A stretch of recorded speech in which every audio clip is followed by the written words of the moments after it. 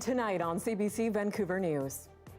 It was way too quick to announce and no time to adjust. Caught off guard, the restaurant industry scrambles to adjust as a new provincial health order suspends liquor sales early on New Year's Eve. Also, we don't know what the government strategy will be in reopening borders. Flying into Canada, you now need a negative COVID test to enter. What the new traveling measures mean for the future of a struggling sector. And it's great to know that somebody is enjoying it, that it's not just going in the trash or going home with a staff member. a little ingenuity and a lot of leftovers. A food surplus sparked by the pandemic translates into 1 million meals for those in need. This is CBC Vancouver News.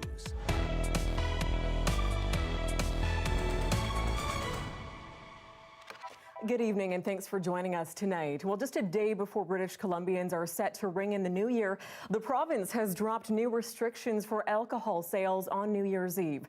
Restaurants, bars and liquor stores all have to stop selling booze by 8 o'clock tomorrow night.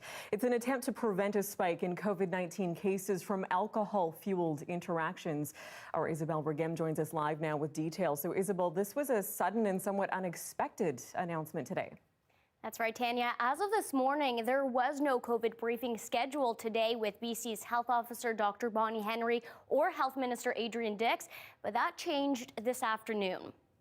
In that briefing, Dr. Henry said while restaurants will be able to continue meal service after 8 p.m., they won't be allowed to sell beer, wine, or any other liquor. That also goes for bars and liquor stores. They will only be allowed to resume those sales at 9 a.m. the following day on January 1st. Hear from restaurant owners, bar owners, that people are usually really good at following the rules early on, and then once people start to get drinking, especially late at night, later in the evening, it's much more difficult for people to their inhibitions go to the wind, and they are much more likely to want to greet other people, table hop, etc. So Isabel, what's the reaction from the restaurant industry, especially given they only had a day's notice of this major change? Well, we're hearing that this is yet another blow to these businesses that have been counting on sales from New Year's Eve and that have been prepping days and even weeks for this night. The president of the BC Restaurant and Food Services Association says the hardest part of hearing today's news is the lack of consultation with the industry. We could have probably had some discussions about maybe 9 o'clock. This didn't have to happen at 8 o'clock. It was very arbitrary, and it was way too quick to announce and no time to adjust. And the industry has gone out and purchased a lot of alcohol and champagne and party favors and extra food for tomorrow night. And I think that they're going to lose probably 50% of its business over this. Dr. Henry says this measure is meant to target New Year's Eve partygoers, not the restaurant and bar industry. Tanya? All right, Isabel, thank you so much. That's our Isabel Regem reporting live for us tonight. So where does BC's pandemic stand heading into New Year's Eve? Well, the province is announcing 11 more COVID-19 deaths today, but fewer than 500 new cases since yesterday. That continues the downward trend. It pushes the total cases now in BC to over 51,000. Important to note, though, that the downward trend in case totals has been accompanied by a downturn in testing numbers as well. As we mentioned, 11 more people have died in the past 24 hours, bringing the total death toll now to 893. Just under 380 people are in the hospital, with fewer than 80 of them in ICU at the moment. There are more than 7,500 active cases across BC. More than 14,000 people have been vaccinated to date. And for those still deciding on how they'll ring in the new year, the VPD has a warning. A 24-year-old Vancouver man is facing charges tonight after spending Christmas night in jail for hosting several parties in violation of pandemic restrictions. Vancouver police had received a dozen complaints from neighbors about the noise and parties in his downtown apartment ever since September. The police say they gave the man multiple warnings and fines before finally arresting him on Christmas Day, the 25th. He's the first person in BC to be arrested for violating the pandemic restrictions. We want this to serve as a reminder to anybody who thinks it's okay to disregard the public health order and put other people at risk. The VPD will be responding, and we want to ensure that everybody remains safe and healthy. The 24-year-old has been released on bail conditions, stating he must obey provincial health orders or risk being rearrested. To the interior now, there are now more than 100 cases of COVID-19 linked to the Big White ski resort. An additional 15 cases were identified now, bringing the community cluster total to 111. The Interior Health Authority says 77 of those confirmed cases live at the ski resort. Recently, the resort fired some of its employees for breaking a social responsibility contract. That's after 60 cases were announced mid-December. So far, 94 people have recovered, but the health region says it continues to see a small increase in cases that are connected to that cluster. Whether you're inside the country and hoping to leave or outside and planning to come home, the federal government is serving up an early warning that soon you'll need a negative COVID test to get back into Canada. The CBC's David Thurton explains what the plan is so far and what we still don't know. Join us on our journey to the Royalton Riviera, Cancun. Even with all the pandemic restrictions, sunny destinations are still tempting for Canadians. But today, the federal government got tough with travelers, bringing in tough new measures. So somebody who's decided to go spend Christmas on a beach in the Caribbean, they've already decided to ignore the clear advice of public health authorities, federal and provincial, for many months.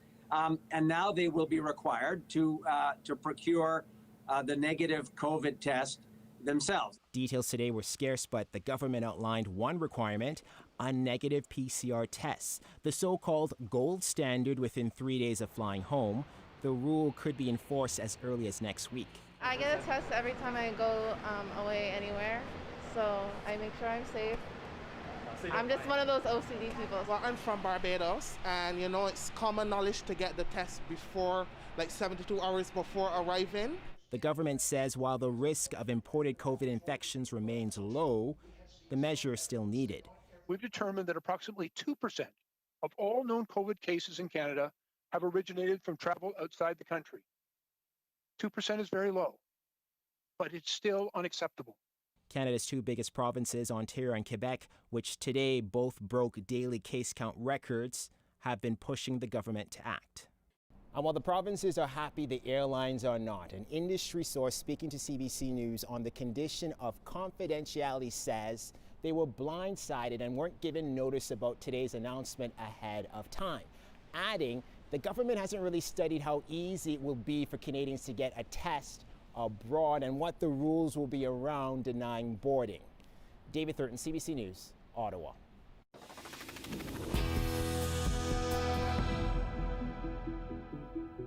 A family is in mourning this week after a 14-year-old boy was shot and killed in Surrey. This was a targeted attack. It happened in a quiet residential street late Monday night. Our John Hernandez has now spoken with his loved ones who are left devastated just days after Christmas.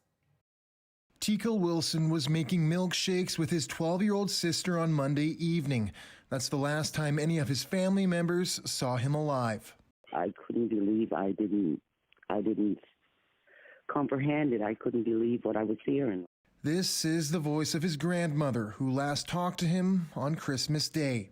He was such a beautiful young boy, such a young life taken so soon. According to his family, Wilson left his house around 7 p.m. He took a cab from Burnaby to Surrey. Someone he knew asked him to deliver a set of keys. When he was getting out of the cab and looking at his phone before the cab left, I guess the guy came out of a vehicle, pulled up, and just started shooting him. A black sedan was seen leaving the scene. Hours later, fire crews were called to this burnt vehicle in Langley. Police believe it's connected to the crime. We should never get used to hearing of young people being killed. Having said that, we believe this was targeted. We're going to get to the bottom of it. Our investigators are working hard right now to determine exactly why anyone would do harm to this young man. This shooting, the second in as many days in Surrey. A 19-year-old was killed just a few kilometers away on Sunday. Surrey City Councillor Jack Hundiel says there needs to be more support for at-risk youth.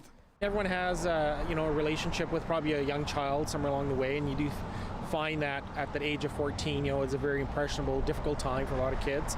And I look at this as something as where maybe as society we generally have failed some of these kids.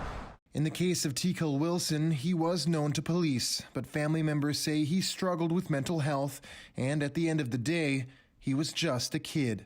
Kids are kids. He was a kid, and he might not have been the best kid in the world, but he was a beautiful young man. And the people that did this there, they need to be accountable. Wilson leaves behind countless loved ones, including his parents and 3 sisters. Anyone with information about his murder is asked to contact police. John Hernandez, CBC News, Surrey. Well, still in Surrey, a family of 10 has been living out of a hotel with just the clothes on their backs after a devastating fire just before Christmas. The flames caused extensive damage to their home and their belongings. But as Zara Premji explains, the family says there's a little hope amid the rubble. A family of 10 sitting in their car watching their home go up in flames. Just days before Christmas, life for Cleo Wu and Max-Antoine Florentin changed forever. The whole ceiling was a ceiling of fire, and then I had that flash into my mind. I said, okay, I need to get everybody out. 3 generations of a family left homeless, all of them escaping from the house fire with just the clothes on their backs. And while it didn't hit Wu right away, that night the sobering reality settled in. And we stood in Walmart and we realized we need to buy everything. And that was a moment of the saddest moment of our family. And while they say the terrifying experience of seeing their home go up in flames won't soon be forgotten, the fear and sadness was short-lived, replaced with the silver lining, the opportunity to experience their own holiday miracle, the kindness of strangers. The second morning, we start to receive a lot of support from our community. My neighbor was organizing fundraisers for us, and we start to feel like, oh, maybe we're gonna be okay. Neighbors, anonymous donors, and friends putting them up at a hotel for the first couple of nights before insurance could kick in, and the community getting together and raising more than $30,000 for them. We were so touched.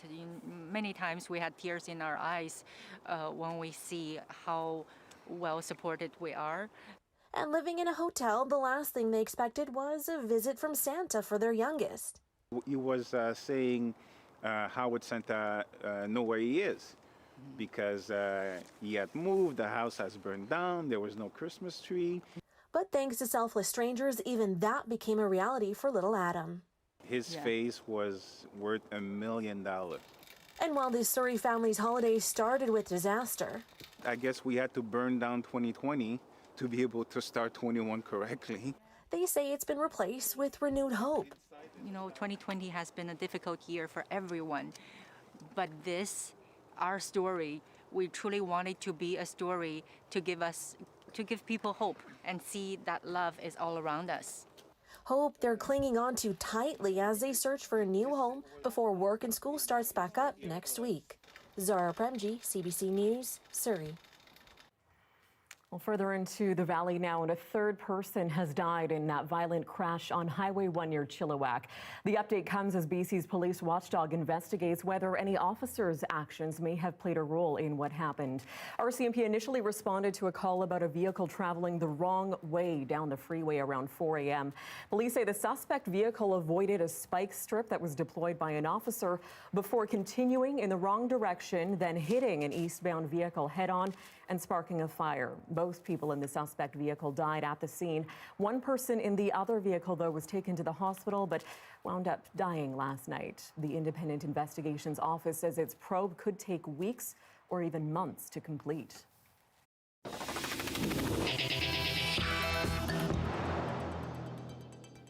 Well, it's been a tough year for restaurants as restrictions forced them to close and customers chose to stay home for the most part. But for some, that led to a lot of extra food on hand that could have wound up wasted. As our Eva Yuguensen reports now, they put that surplus to good use by providing nearly 1 million extra meals to those in need across the Lower Mainland during the pandemic.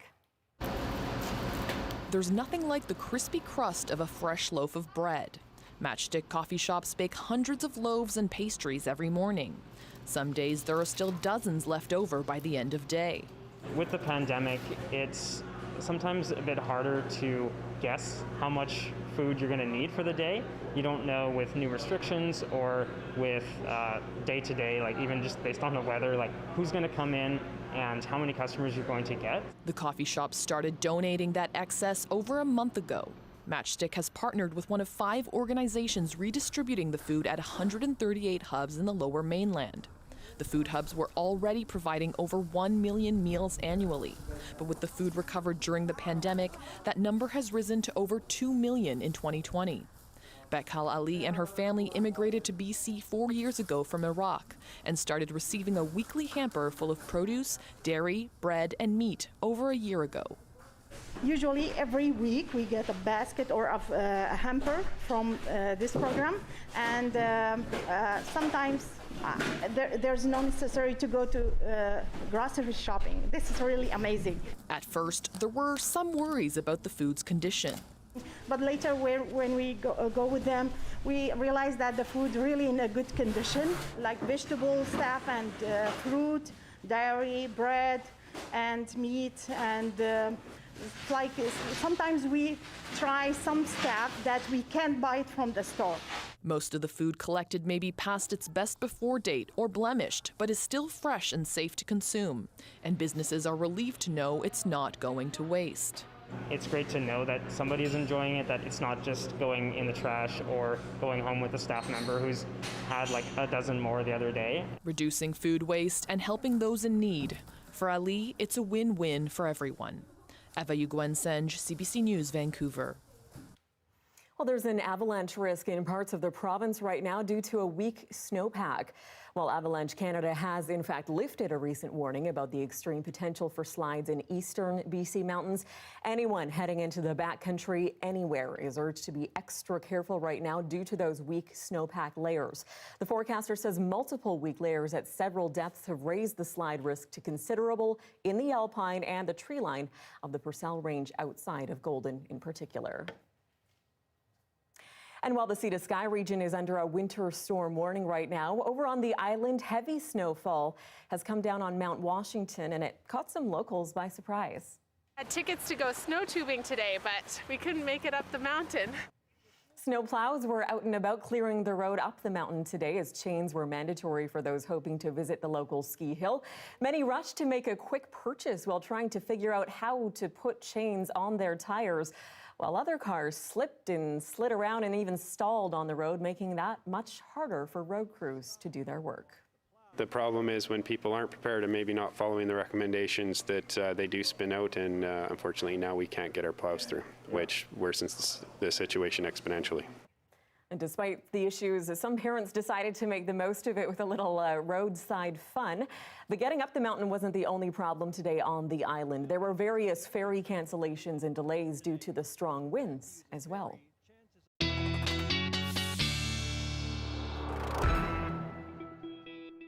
And this is a good time to bring in our meteorologist, Nick Czernkovich. And Nick, we saw, as you promised, a bit of everything today, some snow and a whole lot of rain down here on the South Coast today. Yeah, and you know, unfortunately, this is just round one of many that's headed to the West Coast over the next, well, actually, for the next couple of weeks. I mean, it's typical sort of winter weather. With that being said, we've got rounds of sort of heavier rainfall and snow on the way over the next few. Let's talk about today's first, though. This is a look at the system that's brought that rain and snowfall. We do still have some warnings in effect with this, as you mentioned off the top there. Generally speaking, we're on the tail end of this right now, but gale warnings still in effect in the areas in pink. We've also got wind warnings, gusts to about 80 kilometers per hour.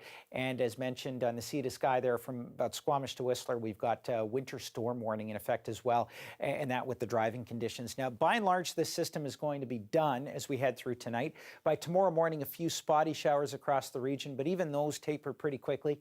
And then as we head into the afternoon, generally speaking, dry conditions, but right in time for the midnight hour, more in the way of rainfall headed to the coast. Now, we'll see rain picking up into the morning on New Year's Day. So early morning New Year's Day is when we're expecting to see some of the heaviest of the rainfall, then kind of tapers off, picks up again, and then heading into Saturday, we've got an even bigger storm system that I'll talk about coming up in just a bit. For now, here's a look at the next 24 hours. Tapering rain showers 10 to 15 millimeters. Tomorrow, 8 degrees and mainly cloudy skies. Tanya. I suppose it's a good thing we can't really go anywhere this New Year's.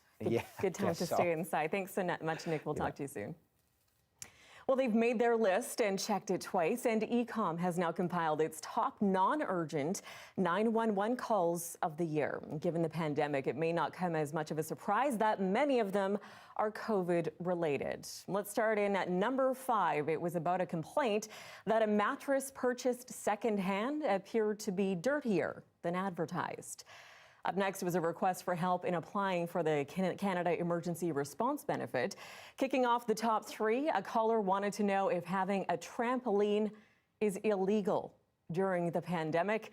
At number 2, asking if there's a full lockdown because of COVID-19. And their number 1 non-urgent call of the year, calling 911 to complain that a food delivery driver did not, in fact, deliver their meal. Bear in mind that when a call taker is talking to someone about, asking the time or a COVID concern, that's time that they're spending with a caller rather than someone who could be in a life or death emergency. ECOM has handled more than 1.7 million 911 calls this year at its 2 centers on Vancouver Island and in East Vancouver. And a reminder, you can watch this newscast live on CBC Gem. That free app is also available where you can find other CBC programs as well. And CBC Vancouver is always on Facebook, YouTube, and Instagram as well. Well, coming up, busted. Politicians are having to apologize for not following their own province's travel advisories. Next, we hear from Ontario's Premier, who's also saying sorry for allowing one of his ministers to take a trip to the tropics.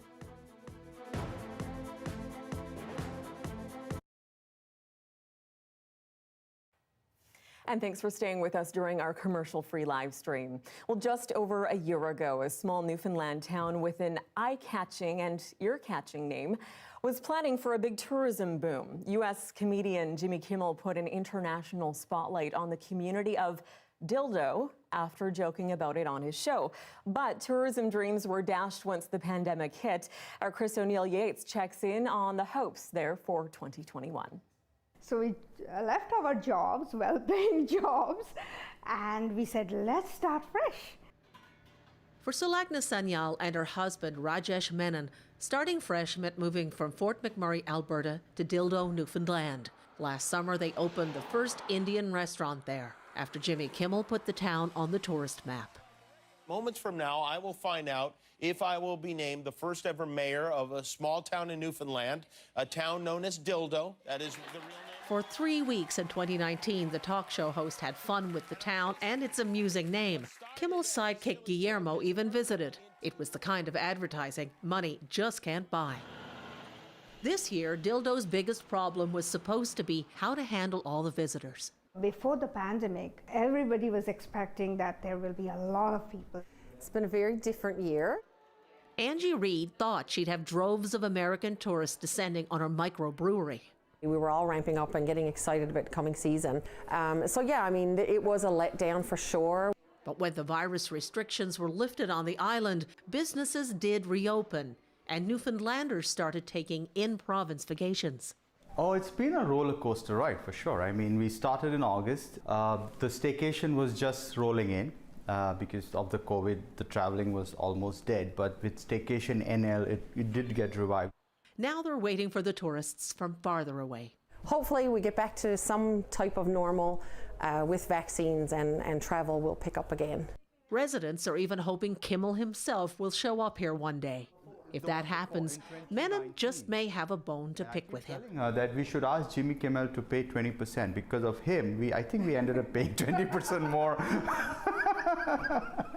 for the house. So what started as a comedian's gag was really no joke. And soon people from this town could finally be laughing all the way to the bank.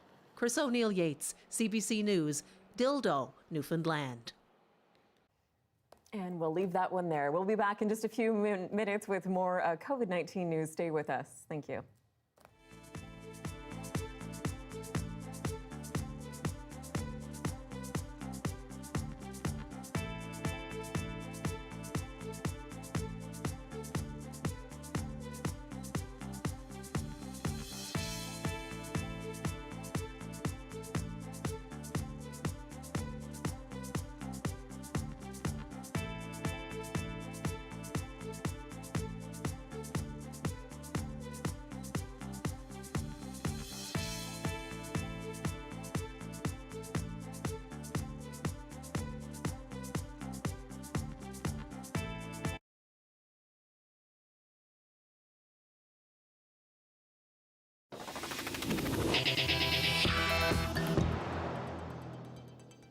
Welcome back. Well, here in BC, both the Green and Liberal parties have confirmed to us that none of their MLAs have traveled unnecessarily over the holidays. We're still waiting to hear back from the NDP. But in Ontario, it is a much different story. That province's finance minister continues to face tough questions about the Caribbean vacation he's currently on, while still urging Ontarians to hunker down amid rising COVID cases.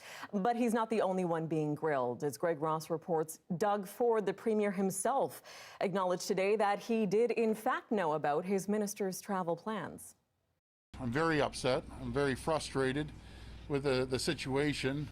It was supposed to be a photo op celebrating the arrival of the new COVID-19 vaccines, but instead, the Premier faced tough questions about his finance minister. It's unacceptable that anyone, any elected official, myself included, or anyone that gets up, ignores the rules and goes down to an island. It's unacceptable, and we're going to have a very tough conversation when he gets back. The question many are asking now is if Rod Phillips will keep his job after it was revealed he traveled to St. Bart's for a holiday getaway despite constant public warnings from his own government to avoid non-essential travel. During the holidays, hunker down. The Premier apologized for not acting when he learned about the trip. He never told anyone he was leaving, never told me he was leaving. I did call him shortly after he arrived, and I talked to him and asked where he was. He said he was away. At that time, I should have said, get your backside back into Ontario, and I didn't do that. People canceled weddings and they canceled trips. Some people canceled their dream trip of a lifetime. Opposition leader Andrea Horvath is demanding Phillips suffer severe consequences. I think Mr. Phillips has to be taken out of cabinet. Especially, she says, for these planned social media posts that went up over the holidays. This very, very special but challenging holiday season. I nearly fell off my chair when I saw that. Ontario's Liberal Party shared this Zoom call streamed live 3 days after he left for St. Bart's. Phillips uses a virtual background of Queen's Park. This is not the only vacation Phillips has taken since the start of the pandemic. His office confirmed today that he also traveled to Switzerland in August for personal reasons. Greg Ross, CBC News, Toronto. Overseas, restrictions have been increasing in the UK as COVID-19 cases there also rise. The country has recorded 50,000 new cases now for a second straight day. But Britain has another weapon tonight against the pandemic. As our Farah Morelli explains, the UK has just approved the Oxford AstraZeneca vaccine. As the sun rose over London, many awoke to a dose of good news. The approval of the Oxford AstraZeneca vaccine, it brings forward the date at which we're going to bring this pandemic to an end. 4 weeks after the approval of the Pfizer-BioNTech vaccine, Oxford AstraZeneca was given the green light by UK regulators today. The MHRA's approval has been reached following a thorough and scientifically rigorous review of all the evidence of safety. Well, I think it's a game changer because it's a vaccine which can be distributed easily. It's cheaper and easier to transport than the Pfizer-BioNTech and Moderna vaccines and doesn't need to be stored at ultra-cold temperatures. It's shown to be 70% effective versus Moderna and Pfizer, which boast closer to 95%. 70% is a smaller number than 95, but when it comes to vaccines, it's still a fantastic number. Experts say 70% is higher than flu vaccines, and comparing efficacy numbers is tricky. These vaccines have been trialed independently, and so it is unfair. It is not possible, actually, to put them head to head. UK regulators are recommending a booster 4 to 12 weeks after the first dose. The government says it'll prioritize getting as many people as possible a single shot, and everyone will get a second shot within 12 weeks. Officials are in a race against the virus. Cases have doubled in the UK in the last 2 weeks, and pressure is mounting on hospitals. Just today, tighter restrictions were brought in. On the plus side, we've got 2 valid vaccines, and we're racing, as I say, to get them out. On the downside, there is a new strain of the virus which is spreading much faster. So while 2021 will be rung in with more optimism, the difficult days aren't over yet. Farah Morelli, CBC News, London. Nearly a year after Ukraine International Airlines Flight 752 was shot down over Iran, killing 176 people, most of them with ties to Canada, Iran is offering compensation to the victims' families. But as Jayla Bernstein is finding out, many here say they don't want it. We're missing them, especially this time of the year. Armin Moratab lost his twin brother and sister-in-law when Flight 752 went down. The same day, a letter approving their permanent residency in Canada arrived, but they never made it home. The feeling that I cannot see him anymore, it's like, wow, it's impossible. He sees Iran's offer of compensation, about $190,000 per victim, as hush money. Okay, we did this, we killed your beloved ones, we don't do any investigation, and now we pay money to you to be silenced. After at first denying any wrongdoing, the Iranian government eventually admitted the plane was shot down by its military, which mistook it for a threat amid tensions with the U.S. The international community says a lot of questions remain unanswered. They have not conducted this investigation in a way that is complete or impartial. Today, Canada's Foreign Affairs Minister said in a statement that there is a group of coordinated countries negotiating with Iran for compensation as well as for an accounting of events. Those negotiations, he says, are the best way to hold Iran accountable. So far, he says, Iran has not made any formal offers to any countries. Today's announcement, made on Iranian state TV, was well received by some. That's something that is Shahab's family was considering as a good move. Hamidreza Zahidi lost his friend Shahab Rana on the flight. They weren't even aware of this compensation plan as of this morning, and I was sharing this information with them. For others, the money's insulting. Well, it is a slap in the face. His fiancée was killed on the flight. As far as I know, any family members I have talked to in Iran or around the world, no one is looking for financial settlement with Iran. They are looking to know the truth. Truth the federal government says it will continue to fight for. Jayla Bernstein, CBC News, Montreal. As we prepare to ring in the new year, we take a final look back at the past year, including 2 historic elections. Our 2020 recap continues after the break. Stay with us.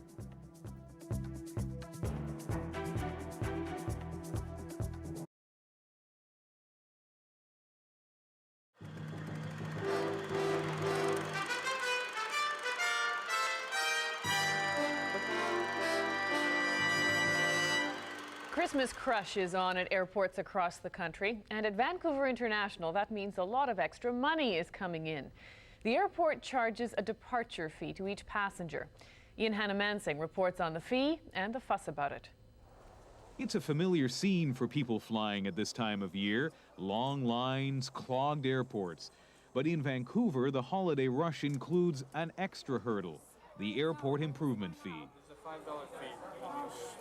Do I need to do that right here? Right here. The fee has been in place since May. It's $5 for flights within British Columbia, $10 for North America, and $15 for international destinations. Everyone whose flight originates at this airport, who's over 2 years old, has to pay the fee before they can board their plane. You must get a lot of abuse. I get yelled at.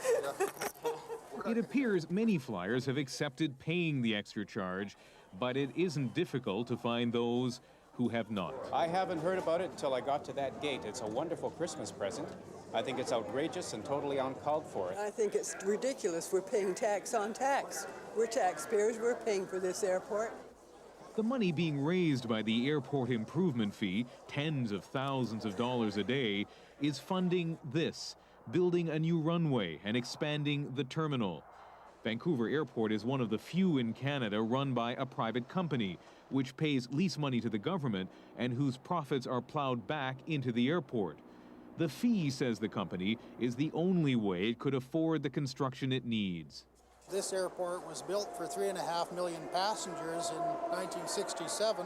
We now have over 10 million passengers a year coming through this facility, and it's very, very congested, and we do need the capacity. When it's put that way, some travelers find the departure charge more palatable. I think that's fair. I mean, as the city grows and as the economy booms and so on. We certainly need the infrastructure that an airport offers. This may eventually become a more familiar sight. Emerson says other airports across the country are looking at the Vancouver experiment. And he says it may be irresistible to those who want to expand at a time when government is not willing to foot the bill. Ian Hanamansing, CBC News, Vancouver. Well, winter is being redefined in Vancouver, a city usually known for its mild weather. There's snow on the ground, in the air, and in the forecast. The last record snowfall on this date was all of 7 centimeters. So far this weekend, up to 25 centimeters of snow has fallen, and more is on the way.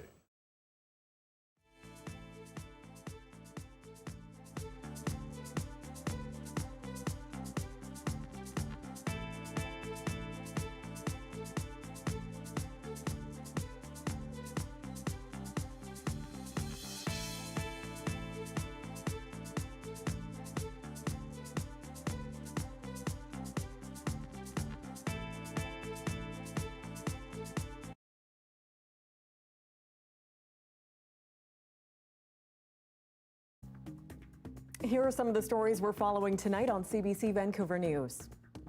There was no consultation on this with the industry, and the industry's gone out and purchased a lot of alcohol and champagne and party favors and extra food for tomorrow night, and I think that they're going to lose probably 50% of its business over this. A scramble to adjust to new liquor restrictions for New Year's Eve. A provincial health order has just come down banning all booze sales after 8 p.m. tomorrow. It applies to liquor stores, bars, and restaurants that are now suddenly trying to accommodate dinner reservations. We really don't know what the crystal ball is until the time, and it's not just vaccination within our country, it is how it is rolled out globally.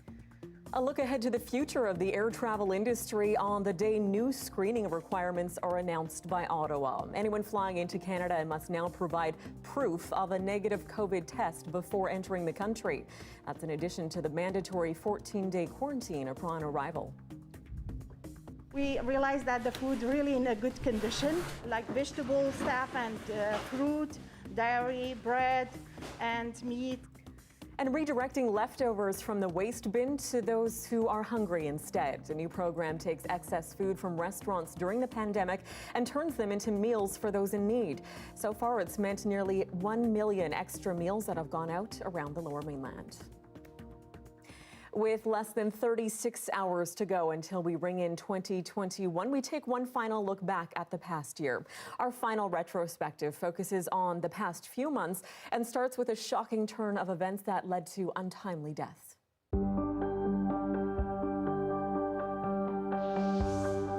Ryan and Hugh Nickerson were swept away by a torrent of freezing water. The sudden flow released by the Cleveland Dam upstream. Officials say human error is likely to blame. The tragedy sparked questions about the dam's safety protocols. And after a preliminary investigation, 3 Metro Vancouver employees were fired. There were also calls for a public inquiry after a 17-year-old First Nations youth in care was found dead in his bedroom closet, days after he was first reported missing. In a press conference, she said Shalafu Dejolace's mother faced wall after wall trying to find out how her son died in government care. A child is by themselves, alone. And we have trusted people, both through the agency and the government, to help us take care of our child. And when that didn't happen, we want to know why. Meanwhile, on the campaign trail, the Liberals faced criticism as a candidate who later quit the party compared free contraception to eugenics, while another was recorded making sexist remarks about an NDP candidate. They were stupid and insensitive, and I'm embarrassed about it. And comments made during debate night as each leader answered a question about their own white privilege prompted an apology from NDP leader John Horgan. I profoundly regret that I alienated and hurt people last night. That was certainly not my intention. Over 660,000 people voted by mail, and while there were no crowds at party headquarters, it was still a celebration for the BC NDP. The party won a majority. Health officials urged people to get the flu shot. The province is hoping more people do get the shot this year, up to 2 million from the usual 1.4 million, to help protect the healthcare system and keep hospital beds open in case COVID cases spike. At this stage, the virus had disproportionately affected communities in the Fraser Valley. From what we're currently seeing, even small gatherings can be very risky right now. And anti-mask rallies began popping up. COVID is not very deadly at all. Do I have to wear a mask for the next 2 years, or am I going to be forced to? Canadians anxiously watched for the outcome of the U.S. presidential election. 48 hours after polls began closing, a divided U.S. idles at a crossroads. As the ballot count drags on tonight, Americans are asking, we are all wondering, which way will it turn? Closer to home, more confusion over restrictions. Indoor fitness studios like these say it's been a back and forth confusing message from the province from the beginning. Dance classes, gyms canceled as new modeling revealed cases were doubling in the province. The slopes open for the season, but skiers told to stick to their local mountains. Seeing these lines, I'm not sure if everyone's local though. And after months of calling for mandatory masks, a rule that was mandated by the province earlier this week, much to the delight of many small business owners. It just takes the pressure off our staff. If it's a mandatory thing by the government, then people don't fight it as much. Some Chilliwack churches were being fined for not complying with the new rules, and concerns surfaced about PHSA spending.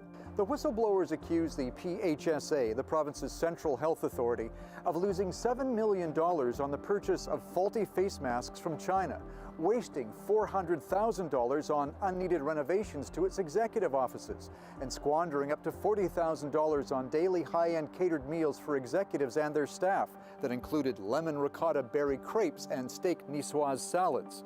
All this while frontline healthcare workers were stretching every tax dollar, barely getting meal breaks. Health Minister Adrian Dix has reacted swiftly to the claims. It's important that if things were inappropriate, that they be addressed. It's important that if there's a lack of accountability, that it be strengthened. The world said goodbye to two Canadian legends, hockey's Howie Meeker.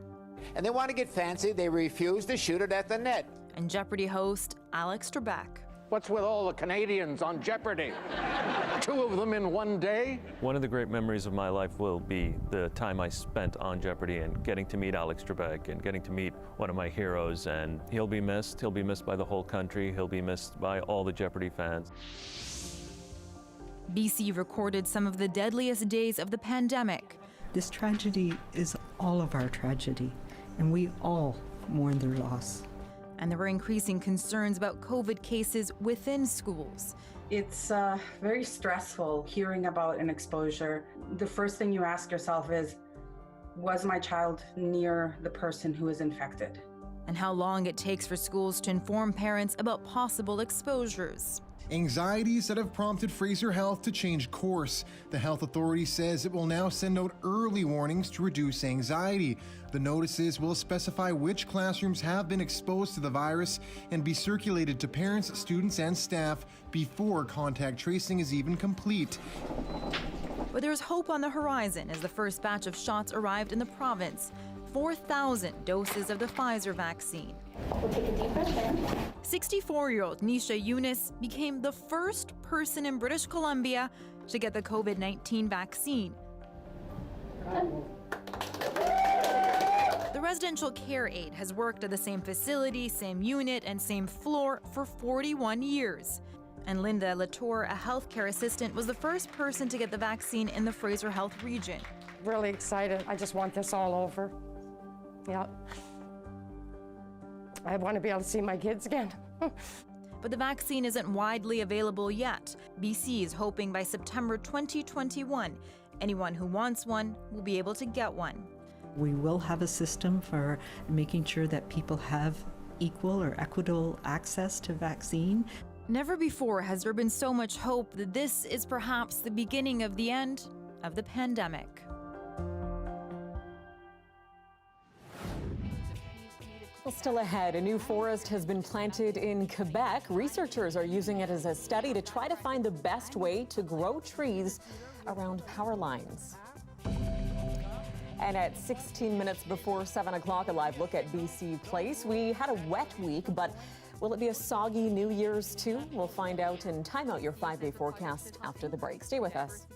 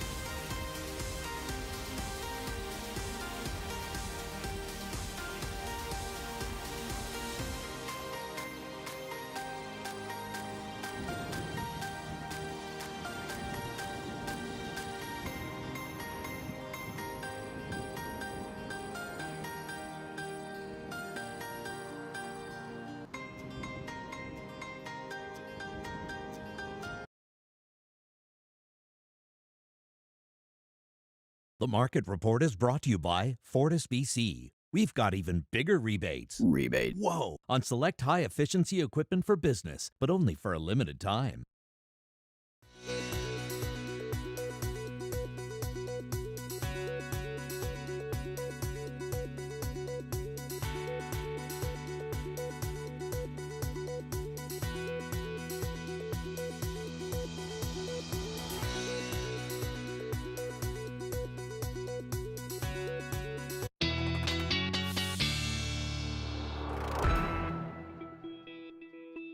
And meteorologist Nick Czernkovich joins us again with the forecast. And Nick, you're saying it's going to be a soggy New Year's and beyond. Yeah, pretty much. That just about sums it up. What we saw right now was just I don't even want to say the first, but one of many rounds of rainfall that's headed our way. And I'm going to show you the big picture here in just a sec. This particular system pretty much coming to an end. Certainly by the time we hit tomorrow morning, it does come to an end.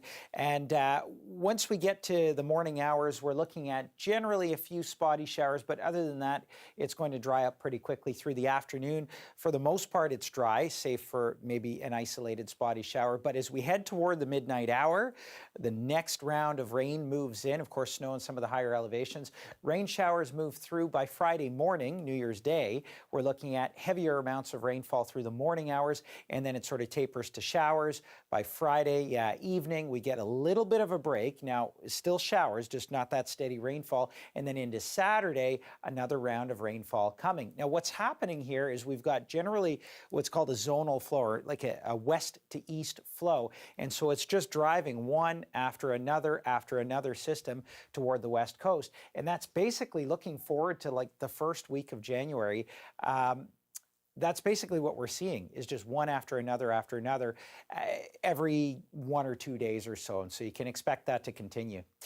Here's a look at the forecast in terms of the rainfall. By tomorrow evening, we're looking at rainfall totals that are going to be about 15 millimeters, 10 to 15 millimeters. That's what's left of this system. And then heading into Friday, looking like another 20 to 30 millimeters. But it's Saturday's storm system that's likely going to bring more rainfall and also some pretty strong winds as well.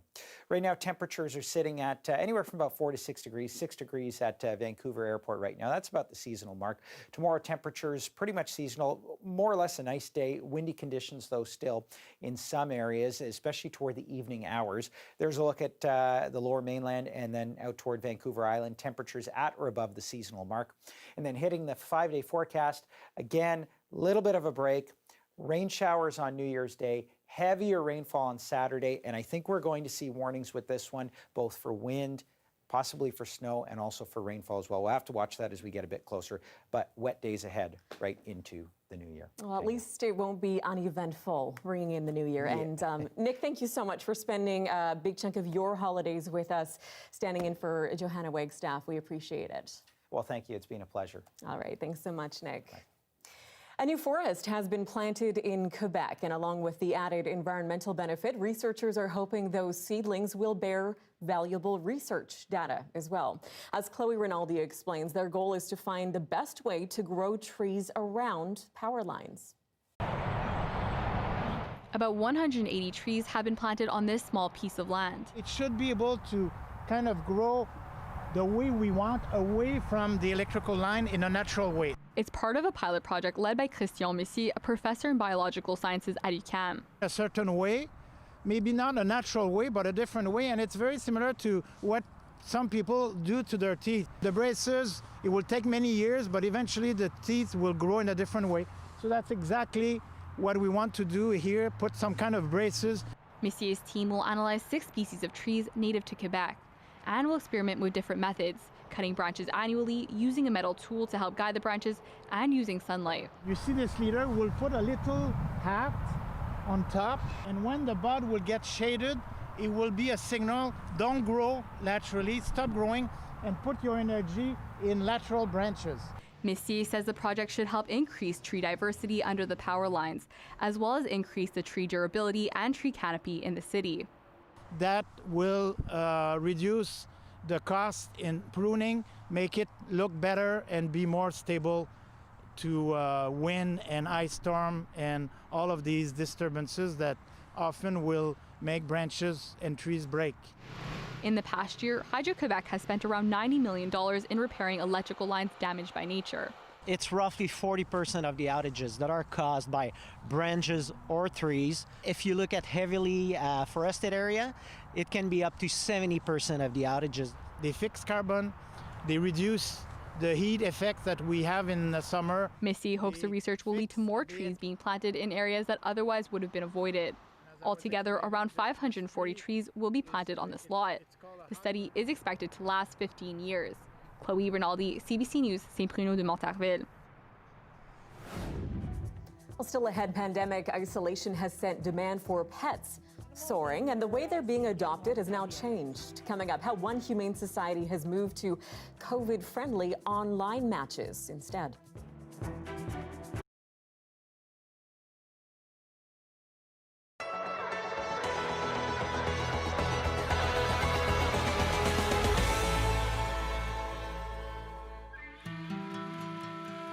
Going to these places where Catherine first painted, I think we all feel on the project team a sense of kind of mixed feelings.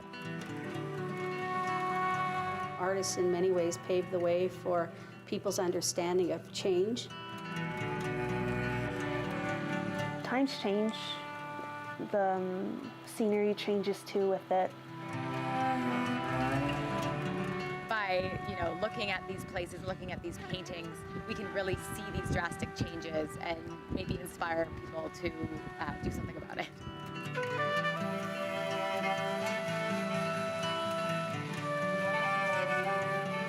I'm working on a film documentary project. It's a short film that follows 4 emerging female artists in the footsteps of a pioneering female artist named Catherine White. And we are repainting some of her iconic landscapes in the Rocky Mountains a century after she first painted them. They really did paint what they saw, but if you look at Catherine's paintings, you can see that they're quite moody. She really has a fondness for capturing moody skies and the character of the sky and sort of the landscape in one. It was like a 3-hour hike. It was so worth it. Just being at the top of that mountain and just seeing how breathtaking everything was. We're going to these iconic places, Mount Rundle, the Columbia Glaciers, out near Lake Louise, and we're looking at the effects of climate change and how things have changed over the last 100 years, especially in the places where there's glaciers. We were painting at the Columbia ice field, and we were up at Wilcox Pass, and we were looking across at the glacier, and you can really see the line where her painting goes down to where we are, and you can see that the glaciers are receding. The land can't physically speak, the water can't physically speak, and animals can't physically speak as well. So who can speak? It's us people, and we're the ones that speak for them. I'm really excited that they're actually even considering it, and I think Carolyn Hedden and her team really need to be applauded for taking on a project such as this and encouraging young artists to follow in the footsteps of artists before them. As an artist, it's really cool. It's, to think about Catherine White 100 years ago, there weren't that many female painters, and the fact that she was going into these places probably on horseback, hiking with tons of supplies, and the fact that we're able to go to these same places and look at these same spaces and recreate them just like she was is a really cool, really humbling experience. Canadians and visitors from around the world love the Rockies and are so inspired by them. But our love for them is also changing how we interact with them, and kind of worried about the future of if we come back in 100 years, what will we see? Like, what will the artists of the futures be inspired by in these same locations?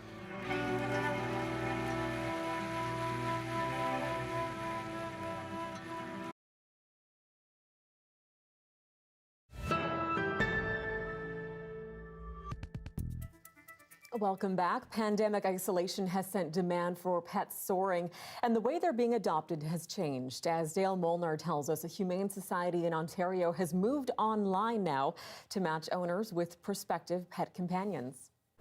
Let's go for a walk, Bodie. Come on, Otis.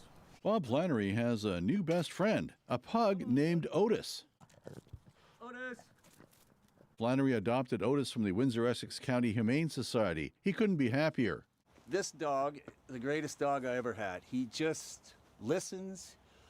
He goes for walks. He's happy. He's never upset. Flannery is just one of dozens of people who have adopted pets from the Humane Society this year. But instead of coming in person to pick a pet, Flannery chose Otis by first looking at pictures online. You can see pictures of the animals, you can see descriptions of them, and then there's a link on the adoption page to submit an application. Once that's filled out, an adoption counselor calls and sets up an appointment for an in-person visit. Masks are required, of course. We have people come into our front reception area, and they go over any of the paperwork. They get a lot of the documents virtually, so that makes it even easier.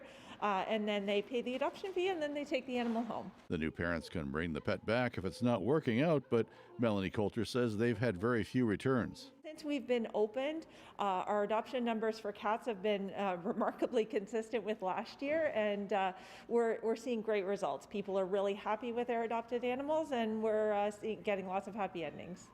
Coulter says the number of dogs being adopted is lower than last year, but that's because they aren't getting as many in this year. As for Flannery, he likes the new virtual method.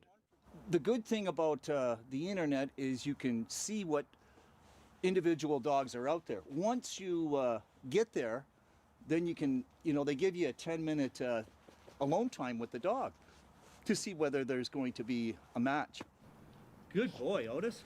Coulter says the system is working so well, she says they may continue using it to a certain extent even after the pandemic. Hey, Kitty, how you doing? Dale Molnar, CBC News, Windsor. And you can always find our news program online at cbc.ca/BC. Our next local newscast is right here at 11 o'clock tonight with Isabel Regem.